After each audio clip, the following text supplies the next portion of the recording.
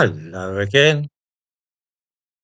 We have over the years become used to the fact that certain districts of larger English cities are dangerous places where people are liable to erupt in fury for any reason or none and start waving around knives or guns.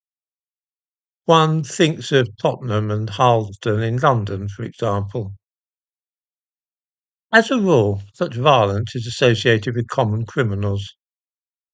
Then, too, we have also become used to the idea that mad Islamists might strike in the heart of our cities by detonating suicide bombs, running people over, or embarking upon stabbing sprees.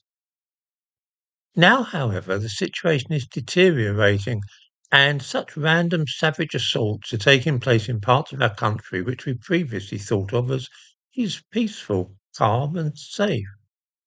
Last week, we saw the death of a middle-aged man who was out walking his dog in the London suburb of Uxbridge, at one time the epitome of calm respectability. And then last night, a dreadful series of attacks took place on a train passing through the Cambridgeshire countryside. Black man, dressed all in black with a black hoodie and armed with a large knife, began stabbing the passengers on a train heading towards London. He was evidently determined to injure or kill as many people as possible. This was a classic stabbing spree, and he managed to wound a dozen people before the train pulled in at Huntingdon police station, and the police subdued him. They have arrested two men and asked us not to speculate on the motive for the attack. It's worth mentioning that counter-terrorist police are involved, and that at one stage they used the code word Beto, which signifies a terrorist rampage. In a sense, the motive doesn't really matter. At Uxbridge, the man arrested was an Afghan asylum seeker. Last night it was a black man.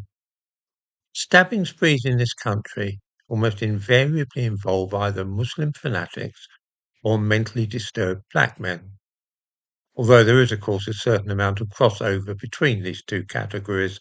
They are not mutually exclusive.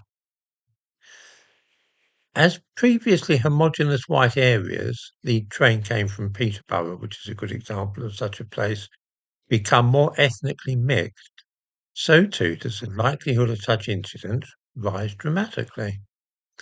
After the latest attack, many people will ask themselves if anywhere in England is now free from the risk of sudden lethal violence of this kind.